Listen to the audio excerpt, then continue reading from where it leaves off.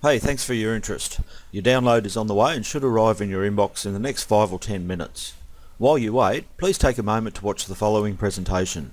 You might want to grab a pen and paper to make a few notes, because the information I'm going to share with you is quite different to anything you'll find anywhere else. I'll wait a sec so you can get ready. Okay, if you're looking into your options for selling your photography online, you're going to see a lot of very different and often confusing options. The best choice for you personally is something that you'll need to decide based on your current situation, your experience, skills and subjects, and of course what you want out of all this. So I can't answer that one for you, but I can help you with your research. So this presentation is going to cut through the hype and show you exactly what each of the different stock photography platforms and business models can do for you, your photography and your business. I'm going to show you the 4 key characteristics of modern stock photography that you want to avoid at all costs, and the one thing that you definitely do want, even though it simply isn't an option at most libraries. If nothing else, if you watch this presentation right through, you'll be able to spot all the bad deals on offer for what they really are, and I'll even show you the best way I know to avoid all these traps and get set up to sell your photos the right way. Getting set up to sell your photography online is going to take some serious time and effort, and the last thing you want to do is invest that time and effort in a system that's just never going to deliver the results you want, or even worse, is the equivalent of a photographic sweatshop. So let's get right to it. Where most photographers get into trouble is they start out with a major misconception about how stock photography works today. In short, they still think it's a partnership. Mainstream stock photography is nothing like the traditional stock photography agency of old. Back then your stock library was indeed a partner, a mentor and quite often a friend. But all that changed about 10-15 years ago. These days mainstream stock is quite simply a mass distribution business. Multinational corporations that generate massive profits by moving a huge volume of images at the lowest possible prices. This discount pricing model means they are operating on the slimmest of margins, and it's no real surprise that the photographer's portion of the sales has become the easiest cost to cut. That's why you'll no doubt have heard that photo prices are down, competition is through the roof, sales are erratic at best, and even though the photographers are doing more of the work than ever before, their average earnings are at an all-time low. And this is despite the fact that the demand for images has never been higher. The problem you face is these mainstream stock libraries answer only to their shareholders. In this business model, the photographers have become expendable content providers who either accept the lower prices or miss out altogether. It's almost a sweatshop mentality where the photographers know it's a rotten deal, but they're convinced it's the only deal on offer, and if they don't take it, someone else will. Fortunately, there are other options, and this short presentation will show you what to look for and how to find a platform that will work with you for mutual benefit, just like stock photography used to be.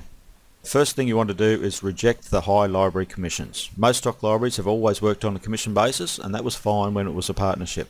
The library used to have to catalogue and store all the film originals, they'd physically pull files to show clients, and they'd handle all the sales manually as well. The photographers just had to submit a new batch of images a few times a year, so a 50% commission was quite reasonable. These days though, things have changed and stock photography is all digital and online, and the workload has shifted significantly. These days photographers have to prep and submit images, and then they do all the keywording and captioning, while the library's tasks have all become web-based and more or less automated. So with the photographers doing more of the work than ever before, you'd expect some of the libraries would drop their commissions. But instead, most are still taking 50% of all sales, and some have actually increased their cut as high as 80%. So if you're considering signing with a library, the first thing you should check is their commission structure, and what that will mean to your bottom line. How much commission are they charging? How much are they charging for the use of your photos? And what's that going to add up to over the course of a year? And more importantly, what are you getting for that money? The annual cost is important and often overlooked. If you're planning to generate even $100 a week from your stock photography, and your library charges a 50% commission on your sales, that means you'll need to generate over $10,000 of sales to get that extra $100. That also means you'll be paying your library $5,200 a year in commissions. So you want to make sure that the stock library is actually doing something tangible for you in return for that $5,000. Now, a lot of photographers will convince themselves that the library commission is just a cost of doing business. But a big part of doing business well is to constantly review your costs and look for ways to reduce them. And if you stay with me a bit longer, I'll show you a simple way you can avoid library commissions altogether. I'll come back to that shortly though. The second thing you want to look out for is discount photo pricing. There's no question there is a huge market for cheap images, but that's also where all the competition is. That's where most of the mediocre photographers end up, and that's also where the discount superstores choose to operate, so you should be quite happy to stay out of it. Personally, I've always felt it was a bit of an insult for a stock library to ask a photographer for the rights to distribute their very best work, and then to turn around and give it away for peanuts. Unfortunately, the major stock libraries began a price war about 15 years ago, during which time they bought out many of the independent operators and forced most of the rest out of business. But since then it's like they've become physically incapable of any other marketing approach. So that end of the industry is now locked in this permanent race to the bottom, fighting it out to see who can give your photos away the cheapest. It's okay for the libraries because they're moving such a huge volume of product, but for the photographer, it's a fast way to go broke. No doubt you will hear some stories of photographers doing amazingly well in this environment, and some probably are doing quite okay, but everything I've seen and heard in the industry over the last 16 years tells me those people are the exception. The vast majority of photographers selling their work through the discount superstores are going backwards fast. So the second item on your checklist has to be the library's pricing structure. If a library wants to give your work away for peanuts, that's a clear warning up front that they don't respect you or value your work. So it's simple, just find a library that does. There are plenty of high quality buyers out there who will pay fair and reasonable prices for quality photography, so don't settle and don't get sucked into joining that race to the bottom. Okay, the third thing to look out for is open-ended licensing. The key to earning a good income from your photography is keeping control of your rights. As the image creator, your photos are your intellectual property and you have the right to profit from that forever. If a stock library tries to tell you that the only way they can generate sales is to give up those rights, then they simply do not have your best interests at heart. Just as there are high quality buyers that will pay good prices for the right images, there are buyers who will demand to know where an image has been published in the past and control over where it might appear in the future, and they will pay a premium for that kind of assurance. You can only provide that sort of assurance if you've retained control of your images, so that means you should be looking for a library that offers rights managed licensing. If a library only offers royalty-free licensing, or worse, download subscriptions, your options are far too limited and you throw away any chance of high-end sales the very first time an image is downloaded. This has been a contentious issue in the industry for quite a while, so I'm not going to try and offer a full explanation here, but what I would suggest is, as a bare minimum, you should look for a library that gives you the option to protect your very best images and only license them as rights managed. Personally, I'd recommend you insist on rights managed licensing for all your images, so just think it through carefully before you take any chances with your very best images. Fourth thing you want to look for is direct buyer contact. This is a bit of a hangover from the pre-internet days when the stock libraries handled all the sales and most photographers treated stock as a simple hands-free sideline. The library would send out a check every few months and the photographers weren't too worried about where the sales came from. Since then, everything has moved online and gotten so competitive that this wall between photographer and photo buyer just isn't practical.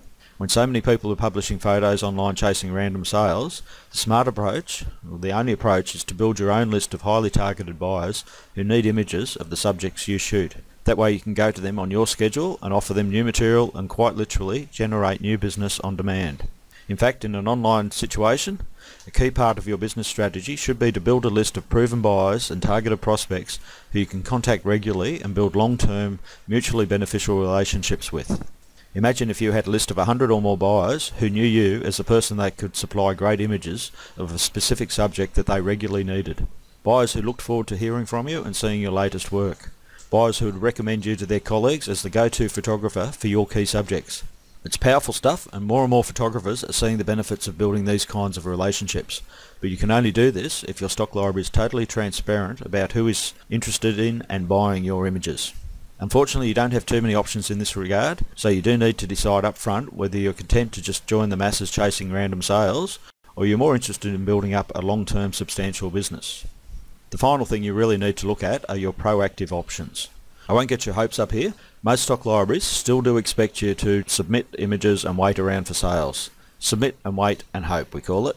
It's hardly a viable business strategy in a modern competitive market. So when you're looking over a possible platform for your work, pay very close attention to the structure and layout and try and determine whether or not you'd be encouraged or even assisted to promote your own web presence there yourself. Most libraries will give you a few basic personal pages, which is a start, but when you dig a bit deeper, quite often you'll find it's nearly impossible to explore the work of a specific photographer. And some actually go out of their way to make it difficult. So you'll recognise it as soon as you see it, and hopefully now you'll know enough to walk away. Ideally, you're looking for a platform that generates traffic, leads and sales for the group as a whole, but it should also offer you a distinct personal presence so you can go hands-on and promote your own photography through that platform.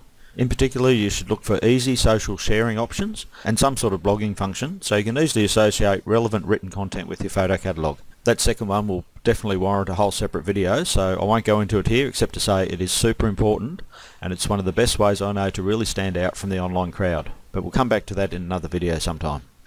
So if you have those features and you've also got access to your personal client information, then you can get quite proactive and promote your presence on the platform to generate immediate new business and build the targeted buyer list that we talked about all at the same time. Well, that's a few angles you probably won't see mentioned in too many other places, but I do think they are worth considering. Stock photography is seriously misunderstood by a lot of photographers, mostly because it's been badly misrepresented in recent years. Basically, stock images are any of your existing images, and the business of stock photography is simply selling those images, and there really should be no limit or restriction on how you approach that. In fact, in the current market and economy, it makes perfect sense to have multiple outlets generating multiple revenue streams and multiple strategies in place to maximise your returns. The people who insist it's got to be hands-free commission-based to be stock photography are thinking about how things were 15-20 years ago. Likewise, the people who try and tell you that you have to give up control of your work and accept throwaway pricing are probably so invested in mainstream stock that they just can't see any way out. And the fact is, like any business, the winners will always be those who study the market, identify their ideal customer, and then find innovative new ways to meet that customer's needs and surpass their expectations. And this is something that's working in stock photography better than you might imagine. Okay, I'll leave it there. I hope you've made a few notes along the way and you've got a few ideas on how you might apply some of this to your own situation. And since you've stuck with me this far and you're looking for the best options for selling your photography online, then you're really going to find this next part even more valuable. You see, the button below will take you to a stock library that's a little bit different. It's the one I mentioned earlier on that operates on 0 commissions, but that's just the start. In fact, it meets or exceeds all the criteria we've just covered, but it goes further than that. It takes an old-fashioned cooperative approach of independent photographers working together to increase our exposure, reduce our costs and sell more photos. It won't be for everyone and not everyone's going to get in, but it's definitely worth a look, if only just to see that you do have options other than the incredibly bad deals being offered by the mainstream stock libraries. So please take this opportunity, click the button below and check it out for yourself.